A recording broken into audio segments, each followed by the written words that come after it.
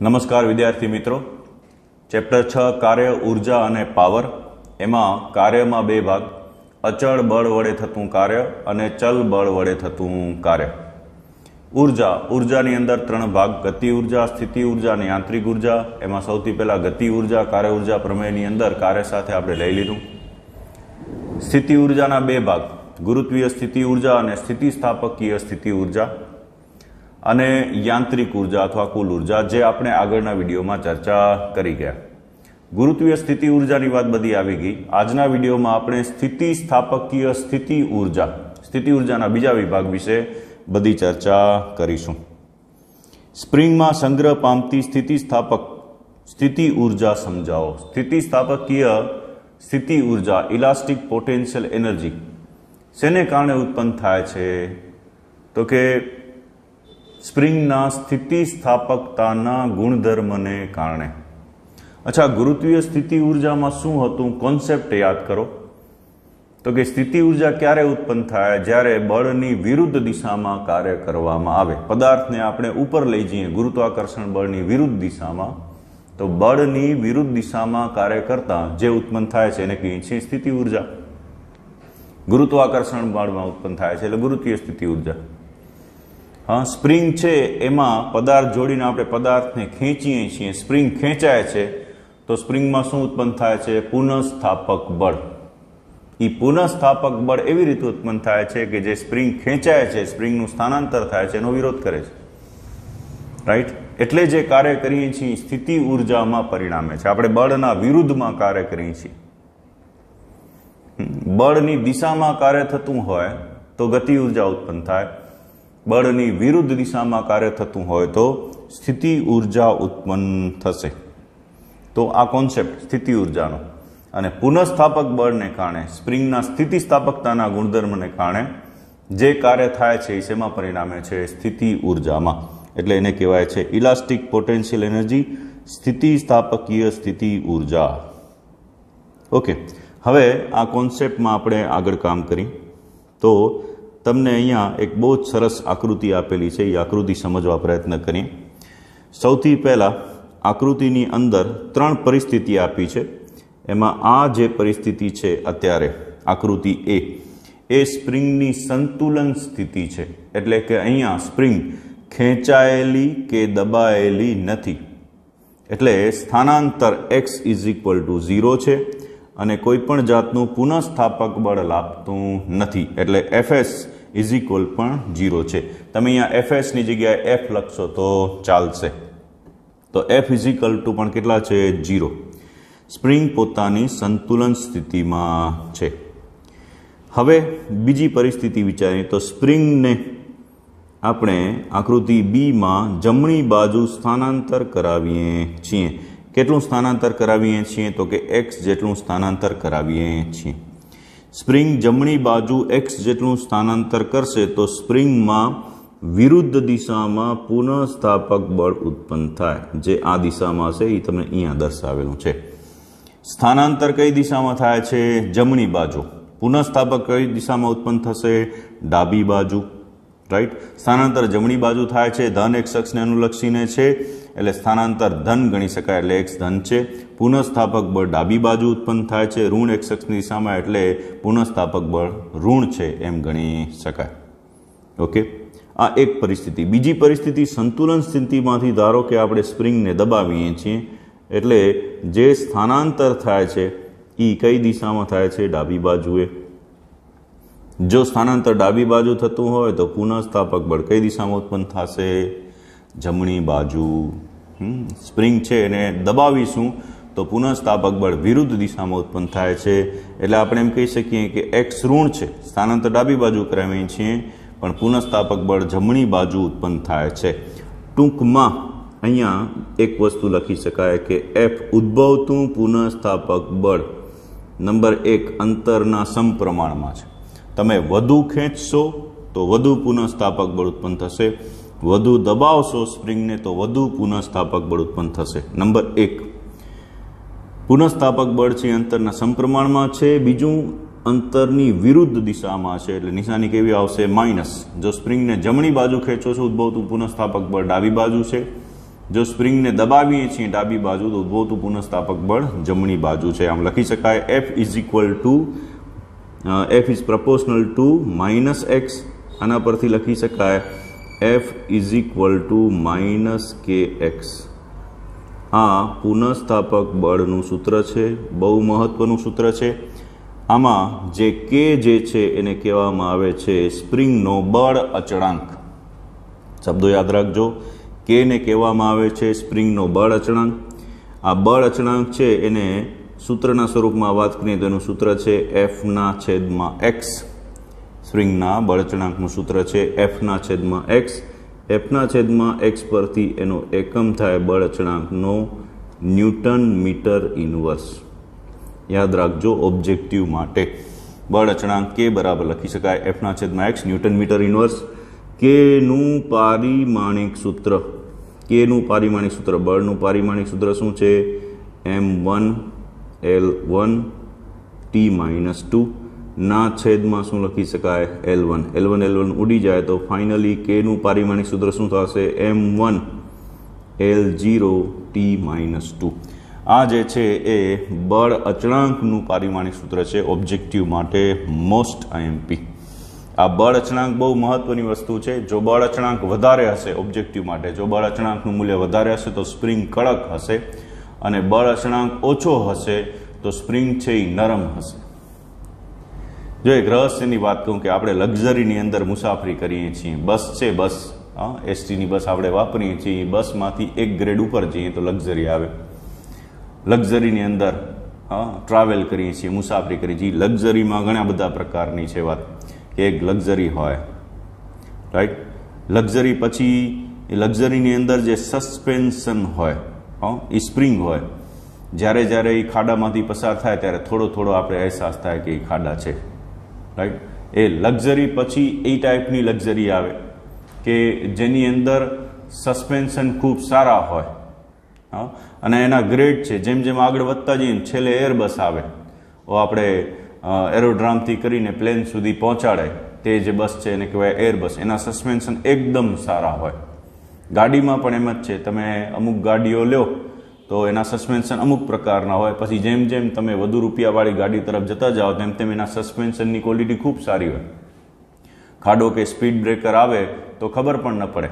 તો એના સ્પ્રિંગ છે એ કેવા હોય? નરમ હોય. એ સ્પ્રિંગ પોતાની રીતે દબાઈ જાય. સાયકલમાં એવું હોય, સાયકલમાં સ્પ્રિંગ આવે છે. સામાન્ય સાયકલ આવતી હોય એ સ્પ્રિંગ વગરની હોય. પછી જમ્પરવાળી સાયકલ આવે. પછી સ્પ્રિંગ સિવાય એ સ્પ્રિંગને ઓઇલમાં નાખી દેવામાં આવે, બીજા પ્રકારની સાયકલ. ત્રીજું, એવી સ્પ્રિંગ લેવામાં આવે જેના સસ્પેન્શન ખૂબ સારા હોય, માઉન્ટેન બાઇક ટાઈપની. તો એના સસ્પેન્શન એટલા સારા હોય કે તમને ખાડાનો કે એનો અહેસાસ જર્ક તમારા સુધી ન પહોંચે. ખાડો છે જમીન ઉપર છે તો આપણા સુધી પહોંચે નહીં, વચ્ચે શું આવી જશે? Spring, right. આપણા શરીરને કોઈ પણ જાતનું નુકસાન થાય નહીં. આમ બળ અચળાંક જેમ વધારે હશે તેમ સ્પ્રિંગ છે એ કેવી હશે? કડક. અને જેમ બળ અચળાંક ઓછો હશે તેમ સ્પ્રિંગ કેવી હશે? નરમ. તો આ કોન્સેપ્ટ છે એ ખાસ ખ્યાલમાં રાખજો. ચાલો પાછા આવી જઈએ. સ્પ્રિંગમાં સંગ્રહ પામતી સ્થિતિસ્થાપકીય સ્થિતિ ઉર્જા સમજાવો. આ આકૃતિ દોરવાની. આકૃતિ દોરતી વખતે એક ધ્યાનમાં એ રાખવાનું કે સ્પ્રિંગમાં આંટાની સંખ્યા ગણી લેવાની. આ 1, પછી આ 2, 3, 4, 5 અને કેટલા આંટા છે? 6. તો બીજી વાર દોરતી વખતે પણ ધ્યાન એ રાખવાનું 1, 2, 3, 4, 5, 6 જ આંટા થવા જોઈએ. અને અહીંયા પણ 1, 2, 3, 4, 5, 6 જ આંટા થવા જોઈએ. એટલે ઓટોમેટિક સ્પ્રિંગ છે એ ખેંચાયેલી અને દબાયેલી એવી રીતે તમે દોરી શકશો. ઓકે, તો આ કોન્સેપ્ટ છે એ તમે ધ્યાનમાં રાખજો. આગળ વધીએ. આપણે જે ચર્ચા કરી ગયા એ બધી જ વસ્તુ આની અંદર આવી જાય છે. આપણે આ સૂત્રની વાત કરી ગયા F બરાબર -kx. બળ અચળાંકની વાત કરી ગયા K બરાબર F/x. એનો એકમ છે ન્યૂટન મીટર ઇન્વર્સ. કેનું મૂલ્ય મોટું હોય તો સ્પ્રિંગ કેવી હશે? કડક. અને કેનું મૂલ્ય નાનું હોય તો સ્પ્રિંગ કેવી હશે? નરમ. બસ આ ધ્યાન રાખજો. ચાલો આગળ વધીએ. આપણે વાત કરવાનું છે કે સ્થિતિસ્થાપકીય સ્થિતિ ઉર્જા કાર્યનું ઉર્જામાં રૂપાંતર થાય એટલે કાર્યનું સૂત્ર મેળવશું. હવે કાર્ય માટે કઈ વાત લેશું? તો કે કાર્ય આપણી પાસે બે પ્રકારના છે. એક કાર્ય આવું છે, કાર્ય બરાબર બળ અને સ્થાનાંતરનો અદિશ ગુણાકાર અને એક કાર્ય આવું છે W બરાબર સંકલન FDX. સવાલ એ છે કે ચલ બળ વડે થતું કાર્ય વપરાશે કે અચળ બળ વડે થતું કાર્ય વપરાશે કે ચલ બળ વડે થતું કાર્ય વપરાશે. એ બેમાંથી આપણે વિચાર કરીએ તો અહીંયા જે પુનઃસ્થાપક બળ લાગે છે, ચેક કરો, પુનઃસ્થાપક બળ લાગે છે એ અંતરનું વિધેય છે.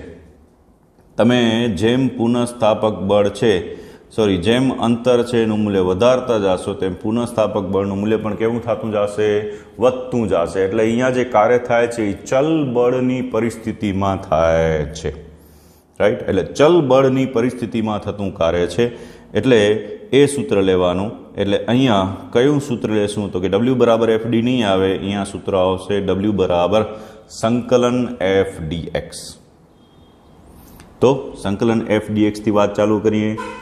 W બરાબર આ WS ને FS ને એમ નહીં લખવાનું, નોર્મલ જ લખો.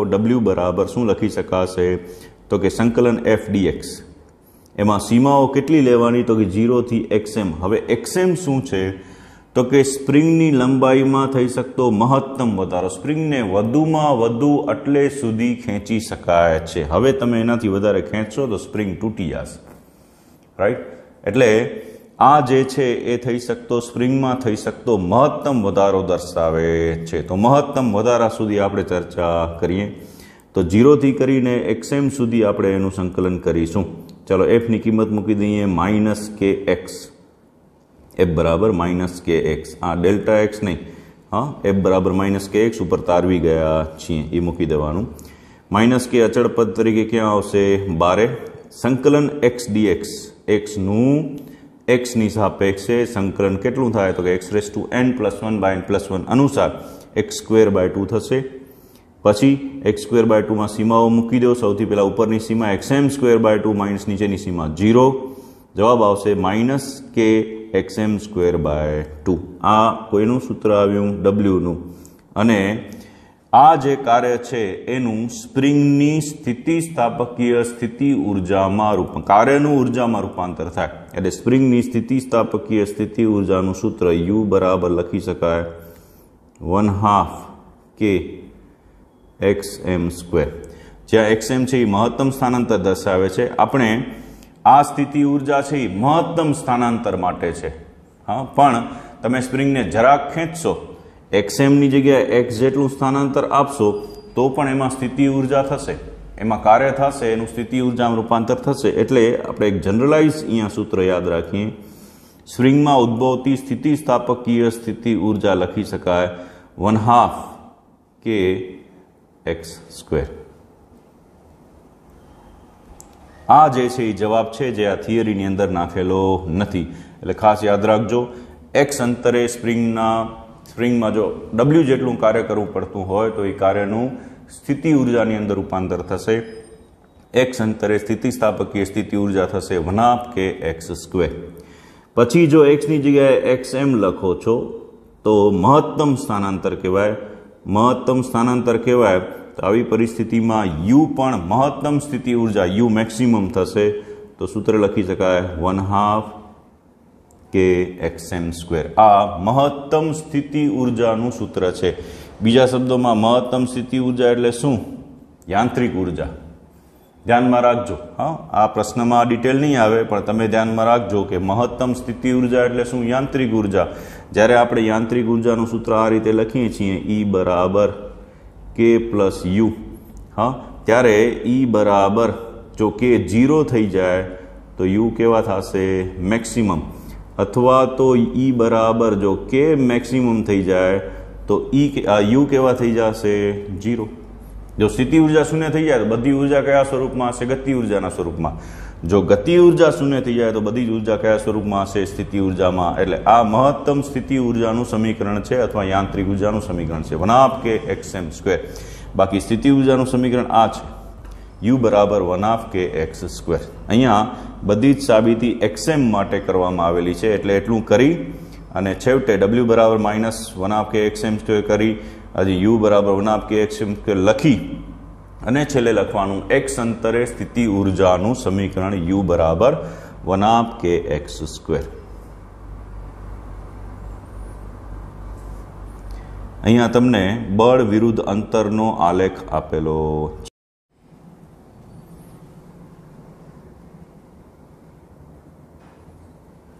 આ જે છે એ એક્સ અક્ષ છે અથવા સ્થાનાંતર દર્શાવે છે આના પર, અને આ જે છે એ વાય અક્ષ છે જેના ઉપર બળ દર્શાવેલું છે. હવે આપણે સૂત્ર લખીએ છીએ F is equal to minus કે એક્સ. આ સૂત્ર છે એને આપણા સમીકરણ y બરાબર mx પ્લસ સી રેખાના સમીકરણ સાથે સરખાવતા mx પ્લસ સી. આવી પરિસ્થિતિમાં c ઇઝ ઇક્વલ ટુ 0 છે એટલે આ રેખા ઉગમ બિંદુમાંથી વચ્ચેથી O માંથી પસાર થાય છે. સૂત્ર બાકી રહેશે y બરાબર mx. y બરાબર mx જે સૂત્ર છે એને f બરાબર માઇનસ કે એક્સ સાથે સરખાવી દેશો તો સૌથી પહેલાં આ સૂત્રમાં ઋણ નિશાની એમ દર્શાવે છે કે ઢાળ માઇનસ છે. જો ઢાળ પ્લસ હોય તો આકૃતિ કેમ દોરાય? આમ. અહીંયા ઢાળ પ્લસ છે. જો તમે આકૃતિમાં આમ રેખા દોરો છો તો એનો ઢાળ કેવો છે? માઇનસ. એટલે આ જ રેખા તમે આમ પ્રથમ ચરણમાં પણ દોરી શકો, આ જગ્યાએ અને આ જગ્યાએ બીજા ચરણની અંદર પણ દોરી શકો. એકમ વર્તુળ યાદ કરો. તમે અહીંયા આલેખ આમ પણ દોરી શકો, એ આલેખને આમ પણ દોરી શકો. એટલે બીજા ચરણમાં આલેખ છે એ આખો દોરેલો છે. અક્ષ પૂરી કરી દઈએ આ રીતે. તો બીજા ચરણમાં આલેખ આપેલો છે. આલેખ કેટલો છે? તો કે આલેખ એટલો છે. આ આલેખ, રાઈટ. આ આલેખનો ઢાળ છે એ કેવો છે? ઋણ. નિશાની શું દર્શાવે છે? માઇનસ. બીજું ઢાળ કેટલો છે? તો કે m બરાબર કે. યાદ રાખજો, નિશાની સાથે લખવું હોય તો માઇનસ કે, મૂલ્યમાં લખવું હોય તો લખી શકાય m બરાબર કે. તો આ યાદ રાખવાનું છે કે ઢાળ કેટલો છે? તો કે બળ અચળાંક જેટલો હોય છે. તો આમ f બરાબર માઇનસ કે એક્સને અનુલક્ષીને આલેખ દર્શાવેલો છે. બીજું આ બિંદુ છે એને અનુલક્ષીને વિચારો તો જ્યારે સ્પ્રિંગને આપણે દબાવીએ છીએ, સ્થાનાંતર વિચારો આ દિશામાં, એટલે માઇનસ એક્સ અક્ષ થાય ને આ. એટલે જ્યારે સ્પ્રિંગને દબાવીએ છીએ ત્યારે પુનઃસ્થાપક બળ કેવું છે? પ્લસ, એટલે ધન હોય છે. ઓકે. એ જ રીતે સ્પ્રિંગ છે જ્યારે એને સ્થાનાંતર કરાવીએ છીએ જમણી બાજુ, એટલે ધન એક્સ અક્ષ છે, ત્યારે એવી પરિસ્થિતિમાં પુનઃસ્થાપક બળ કેવું હોય છે? માઇનસ. એટલે આ આલેખ છે એ પ્રમાણે દોરેલો છે. સ્પ્રિંગને ખેંચીએ ત્યારે એ બીજા ચરણમાં છે, સ્પ્રિંગને જ્યારે દબાવીએ છીએ ત્યારે ચોથા ચરણમાં આલેખ છે એ પડે છે. ઓકે. એક ભાગી થયો. હવે જે ભાગ છે એ આ વિચારીએ. આ શું છે? તો કે આલેખ વડે ઘેરાતું ક્ષેત્રફળ. બળ વિરુદ્ધ અંતરનો જે આલેખ છે એના વડે ઘેરાતું ક્ષેત્રફળ શું આપે? તો કે બળ અને અંતરનો ગુણાકાર. અને બળ અને અંતરનો ગુણાકાર એટલે શું? કાર્ય. કાર્યનું શેમાં રૂપાંતર થાય? સ્થિતિ ઉર્જામાં. એટલે આ જે ક્ષેત્રફળ છે એ આપણને શું આપે છે? સ્થિતિસ્થાપકીય સ્થિતિ ઉર્જા u બરાબર માઇનસ 1/2 કે એક્સ સ્ક્વેર. અને જો મહત્તમ સુધી આપણે લેતા હોય, અહીંયા એક્સ એમને અનુલક્ષીને વાત કરાવી છે, તો પછી -1/2 કે એક્સ એમ સ્ક્વેર એ રીતે લખી શકાય. ઓકે. પ્રશ્ન એકવાર રિપીટ કરી જઈએ આખો. બહુ સરસ ક્વેશ્ચન છે. તમે લખતી વખતે આમાંથી 20% જેવું લખાણ કાઢી નાખજો તમારી રીતે. 2-3 વાર યાદ રાખી જાજો. પછી આકૃતિનું વર્ણન કરવાનું, પછી f બરાબર માઇનસ કે એક્સની વાત અને કેની વાત, અને પછી સ્થિતિ ઉર્જાનું સૂત્ર તારવવાનું u બરાબર -1/2 કે એક્સ એમ સ્ક્વેર અથવા એક્સ માટે 1/2 કે એક્સ સ્ક્વેર. રાઈટ. એ રીતે લખી શકાય. એકવાર રિપીટ કરીએ આખો પ્રશ્ન. સૌથી પહેલાં સંતુલન સ્થિતિમાં x બરાબર 0, f બરાબર 0. જો x ધન હોય તો f કેવા હશે? ઋણ. જો x ઋણ હશે તો f કેવા હશે? ધન. આકૃતિ દોરવાની અને આંટાની સંખ્યા છે અહીંયા ગણીને રાખવાની. ચાલો પછી કેની વાત કરવાની? તો કે સૌથી પહેલાં f બરાબર માઇનસ કે એક્સ, કે બરાબર એફના છેદમાં એક્સ એનો એકમ. કે વધારે હોય તો સ્પ્રિંગ કડક અને કે ઓછું હોય તો સ્પ્રિંગ છે એ નરમ. કાર્ય ચલ બળની પરિસ્થિતિનું ઉદાહરણ આવશે એટલે કાર્ય થશે w બરાબર સંકલન 0 થી xm f dx. એ રીતે લખી શકાય. કિંમત મૂકતા જવાબ આવશે -kxm²/2. એને તમે u બરાબર 1/2 કે એક્સ સ્ક્વેરના સ્વરૂપમાં લખી શકો. કાર્યનું સ્થિતિ ઉર્જામાં રૂપાંતર થાય. ત્યારબાદ દોરવાનો આલેખ f વિરુદ્ધ x નો આલેખ છે. એ એ આલેખમાં કેટલી વસ્તુ આવે તો કે એક તો આલેખ આવશે y બરાબર mx પ્લસ c સાથે સરખાવશો, ઢાળ થશે એનો માઇનસ કે અથવા કે ઋણ ઢાળવાળો આલેખ છે અને આલેખ વડે ઘેરાતું ક્ષેત્રફળ છે એ કાર્ય એટલે કે સ્થિતિ ઉર્જા આપે છે 1/kxm². બસ 2 માર્કમાં આટલી વસ્તુ લખવાની છે. 3 માર્કમાં પૂછાય તો પણ આટલી જ વસ્તુ છે એ પ્રશ્નની અંદર આવશે. તો બહુ જ સારો પ્રશ્ન છે 2 માર્કની અંદર. સ્પ્રિંગમાં સંગ્રહ પામતી સ્થિતિસ્થાપકીય સ્થિતિ ઉર્જા સમજાવો અને તેનું સૂત્ર તારો. તો સ્થિતિ ઉર્જા આપણે સમજાવી, કાર્ય સમજાવ્યું અને પછી એનું સૂત્ર તારવ્યું. વધારામાં આપણે આલેખ પણ દોર્યો. રાઈટ. તો આટલી વસ્તુ છે એ પ્રશ્નની અંદર લખવાની છે.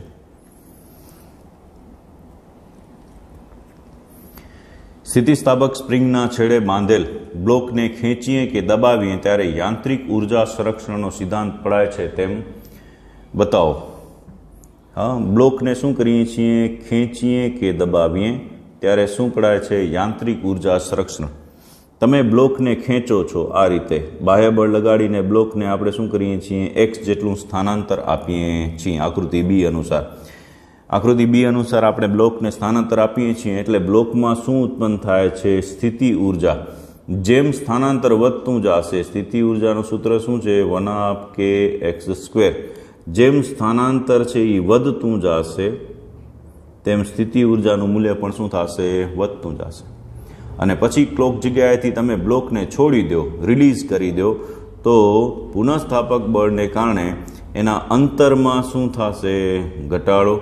પુનઃસ્થાપક બળને કારણે પાછી સંતુલન સ્થિતિ પ્રાપ્ત કરવા માટે પ્રયત્ન કરશે તો અંતરમાં ઘટાડો થશે, તો સ્થિતિ ઉર્જામાં ઘટાડો થશે અને સ્થિતિ ઉર્જામાં ઘટાડો થાય તો ગતિ ઉર્જામાં શું થાય? વધારો.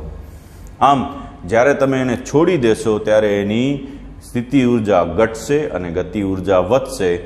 ક્યાં પહોંચશે? તો કે સંતુલન સ્થિતિ જ્યારે પહોંચશે x બરાબર 0 પાસે ત્યારે એની ગતિ ઉર્જા મહત્તમ હશે. ગતિ ઉર્જા આ જગ્યાએ કેવી હશે? મહત્તમ. વેગ કેવો હશે? મહત્તમ.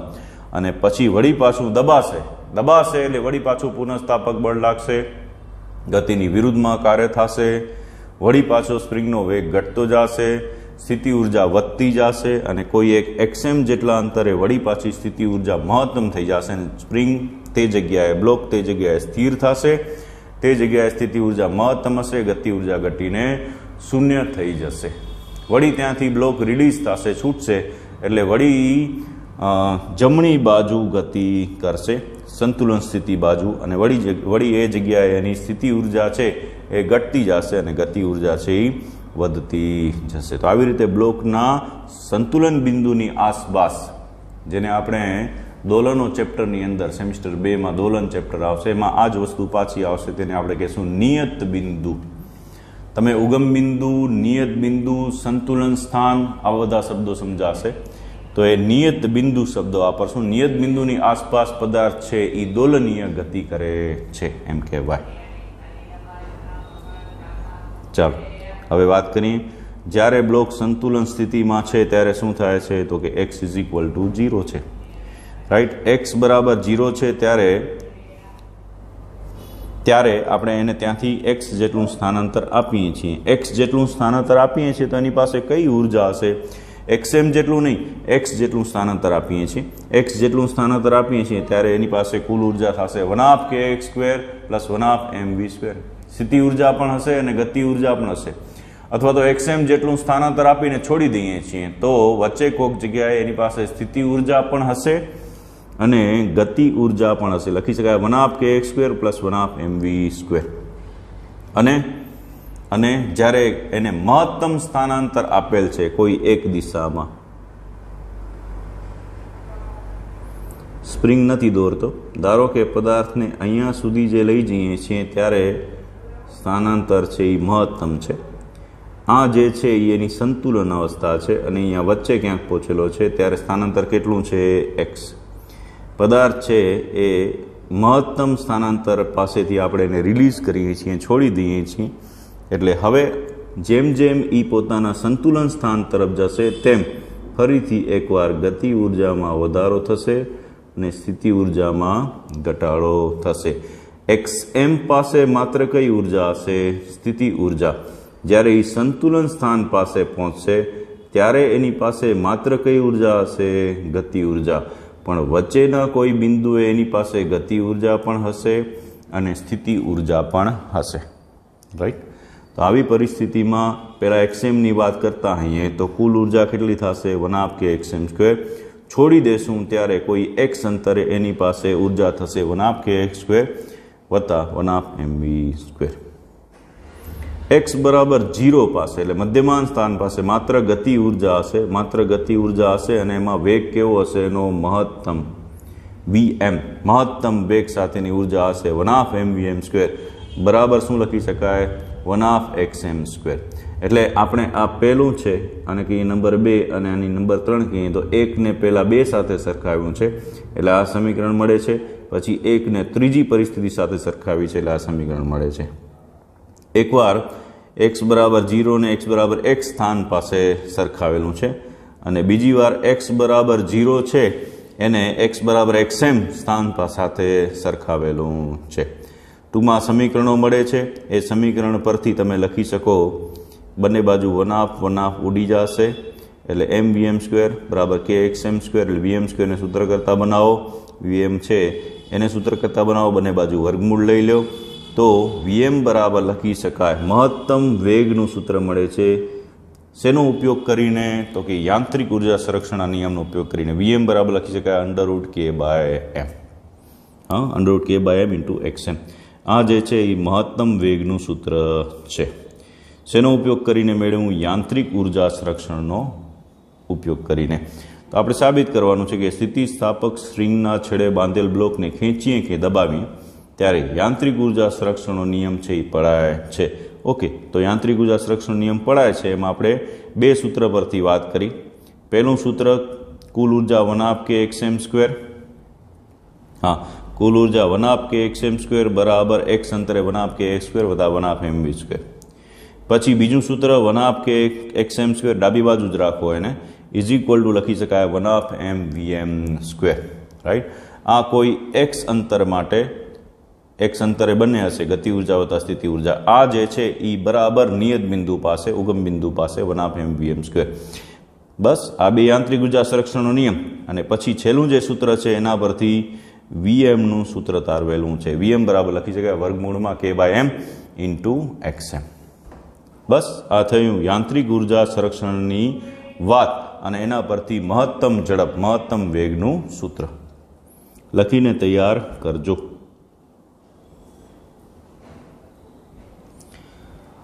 સ્થિતિસ્થાપકીય સ્થિતિ ઉર્જામાં છેલ્લો પોઈન્ટ। હવે કુલ ઉર્જા કેટલી હોય તો કે 1/kxm²।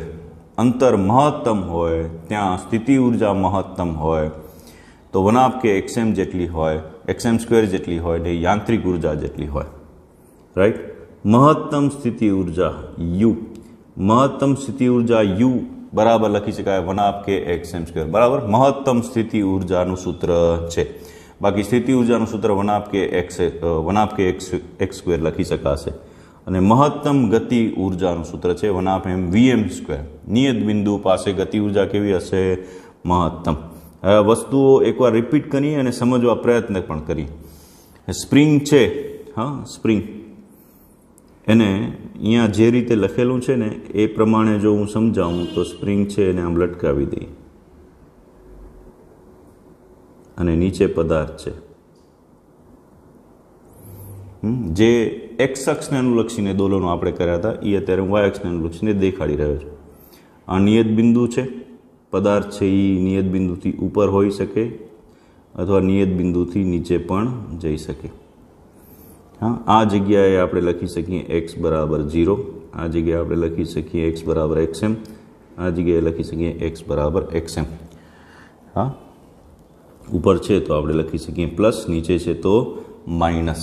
ચલો શું થશે દોલનો દરમિયાન વિચારો। દોલન દરમિયાન તો કે પહેલા પદાર્થને આપણે નીચે ખેંચીને અહીંયા સુધી લઈ આવશું તો આ અંતર થશે કેટલું થશે? xm। હા નીચે ખેંચીને અહીંયા સુધી લઈ આવશું તો -xm પાસે શું પરિસ્થિતિ છે તો કે સ્પ્રિંગ થોડી વાર માટે કેવી થઈ જશે? સ્થિર। સ્પ્રિંગ થોડી વાર માટે કેવી થઈ જશે? પદાર્થ કેવો થઈ જશે? સ્થિર।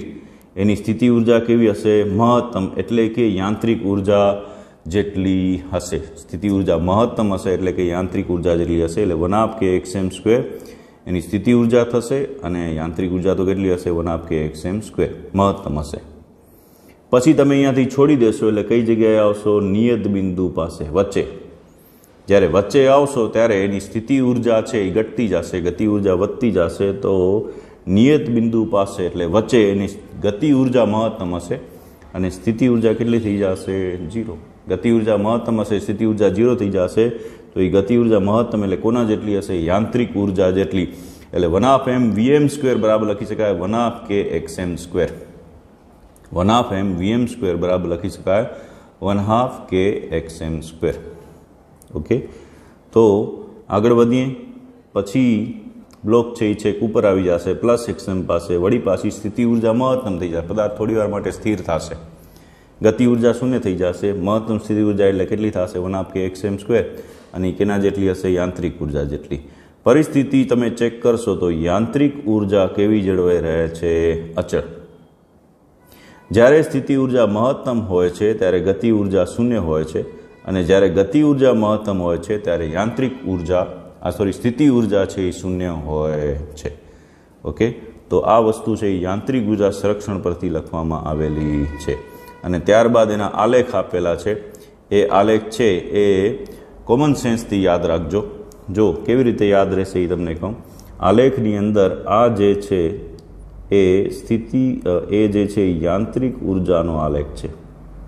આ જે છે એ ઈ છે, રાઈટ, જે મહત્તમ છે અને જે અંતર સાથે xm અને -xm સાથે કેવી જળવાઈ રહે છે? અચળ. ઓકે, હવે આ શેનો આલેખ છે? તો આ જે છે યુનો આલેખ છે. કેવી રીતે કહી શકાય? તો કે જો બરાબર નિયત બિંદુ પાસે મધ્યમાન સ્થાન પાસે u0 છે. જો x 0 હોય તો 1/kx² 0 થાય. એટલે એના પરથી યુનું સૂત્ર શું છે? x 0 હશે તો u કેટલા થશે? 0. x મહત્તમ હશે, આ બિંદુએ x કેવા થશે? મહત્તમ. તો એ જગ્યાએ u પણ કેવા થશે? મહત્તમ. એટલે યુનો આલેખ છે. તમે નિયત બિંદુ પરથી યાદ રાખજો, નહીં તો ઊંધું ચતું થઈ જશે. u 0 હશે, x 0 હશે ત્યારે u કેવા થશે? 0. અને જ્યારે x 0 હશે ત્યારે u છે એ 0 હોય તો k કેવા હશે? મહત્તમ. મહત્તમ એટલે કોના જેટલા? યાંત્રિક ઉર્જા જેટલા. એટલે આ જે આલેખ છે એ ગતિ ઉર્જાનો આલેખ છે. આ k નો આલેખ છે. હા, એ કે ગતિ ઉર્જા નિયત બિંદુ પાસે મહત્તમ હોય એટલે યાંત્રિક ઉર્જા જેટલી હોય. અને આ જે બિંદુઓ છે અંત્ય બિંદુઓ xm અને xm+1 એ જગ્યાએ સ્થિતિ ઉર્જા મહત્તમ હોય એટલે એ યાંત્રિક ઉર્જા જેટલી હોય. એટલે ખાલી એક નિયત બિંદુ પકડીને હાલશો તો ત્રણેય આલેખ છે યાદ રહી જશે. બીજો આલેખનો જે આકાર છે પરવલય જેવો છે. y બરાબર પરવલયનું સમીકરણ શું છે? ax + bx². યાદ કરજો ચેપ્ટર 4. y બરાબર અહીંયા a0 લઈ લઈએ તો બાકી શું રહેશે? bx².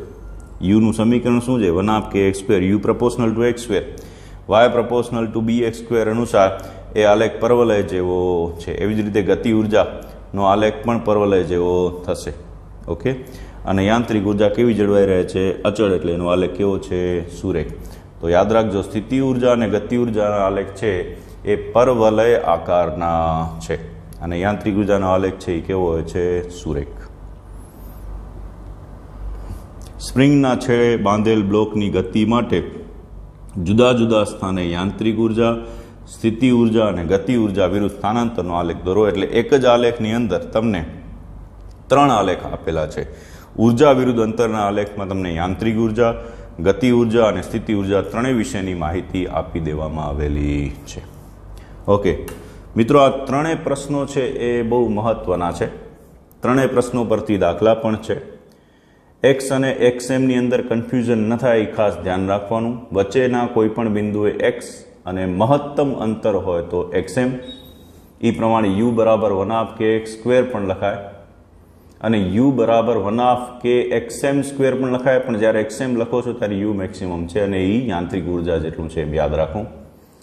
યાંત્રિક ઉર્જાનું જે સમીકરણ છે એમાં એક્સએમ જ આવશે કારણ કે એ મહત્તમ ઉર્જા છે. એટલે E બરાબર 1/kxm² જ લખાય. E બરાબર 1/kxm² લખાય. એ જ રીતે E બરાબર 1/mvm² પણ લખાય. મહત્તમ ગતિ ઉર્જા એ પણ કેટલી છે? યાંત્રિક ઉર્જા. મહત્તમ સ્થિતિ ઉર્જા પણ યાંત્રિક ઉર્જા જેટલી છે, મહત્તમ ગતિ ઉર્જા પણ યાંત્રિક ઉર્જા જેટલી થાય છે. વચ્ચેના કોઈ પણ બિંદુએ જ્યારે આપણે લઈએ છીએ x બરાબર x અંતરે, ત્યારે 1/kx², 1/mv² એવી રીતે લઈ શકીએ છીએ. મહત્તમ અંતરે xm અથવા vm લઈને વાત કરીએ છીએ. તો મિત્રો આમાં ક્યાંય ભૂલ ન થાય, ધ્યાન રાખજો. સરસ રીતે ક્લાસ નોટ બનાવતા જશો. એની અંદર પેલા વ્યવસ્થિત એક એક ક્વેશ્ચન ઉતારી લો. આખા વિડીયોમાં 3 પ્રશ્નો છે, એટલે એક એક પ્રશ્ન શાંતિથી કરો, કોઈ ઉતાવળ નથી. એક પ્રશ્ન પેલા બરોબર રીતે તૈયાર થઈ જાય પછી જ બીજો પ્રશ્ન છે એ સારી રીતે તૈયાર કરો, નહીતર કન્ફ્યુઝન થશે.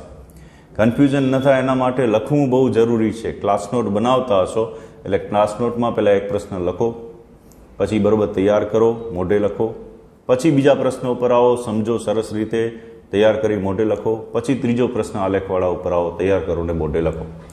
3 પ્રશ્નો. પહેલો પ્રશ્નની અંદર આપણે f બરાબર -kx, u બરાબર 1/kx², એના વિશે વાત કરી, આલેખ વિશે વાત કરી, f વિરુદ્ધ x નો આલેખ.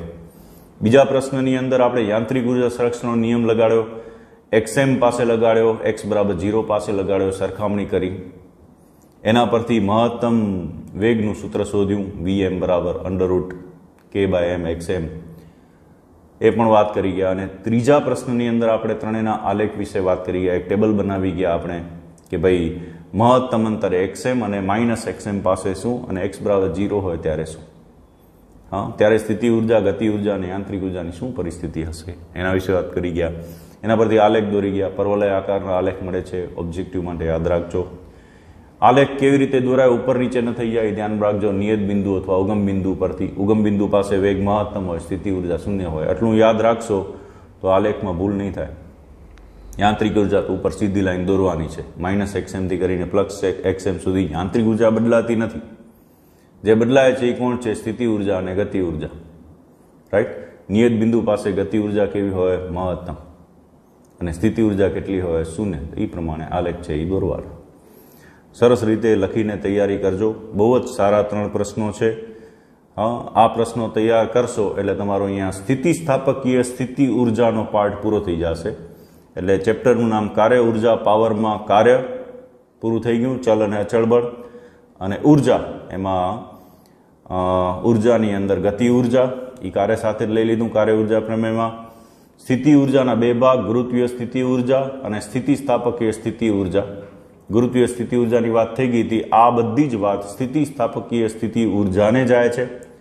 તો સ્થિતિસ્થાપકીય સ્થિતિ ઉર્જાની વાત આ વિડીયોની અંદર આપણે કમ્પ્લીટ કરી દીધી. અને સાથે સાથે યાંત્રિક ઉર્જા આગળ પણ વાત કરી ગયા, યાંત્રિક ઉર્જા સંરક્ષણના નિયમની આગળ પણ વાત કરી ગયા. અને અહીંયા પણ સ્થિતિસ્થાપકીય સ્થિતિ ઉર્જાને અનુલક્ષીને પણ યાંત્રિક ઉર્જા સંરક્ષણ નિયમની વાત છે એ આવી જાય છે. તો ફાઇનલી સ્થિતિ ઉર્જા, ગતિ ઉર્જા અને યાંત્રિક ઉર્જા ત્રણેયનું કામ અહીંયા પૂરું થાય છે. હવે ચેપ્ટરને અનુલક્ષીને એક પોઈન્ટ છે પાવર, અને ચોથો પોઈન્ટ છે સંઘાત. રાઈટ. તો નેક્સ્ટ વિડીયોની અંદર આપણે પાવર વિશે વાત કરીશું. પણ આ જે વિભાગ છે સ્થિતિસ્થાપકીય સ્થિતિ ઉર્જાનો, એ બહુ મહત્વનો છે. ચેપ્ટરનું હાર્ટ છે. સરસ રીતે લખીને તૈયાર કરજો, એ જ અપેક્ષા. ચાલો, થેન્ક યુ વેરી મચ.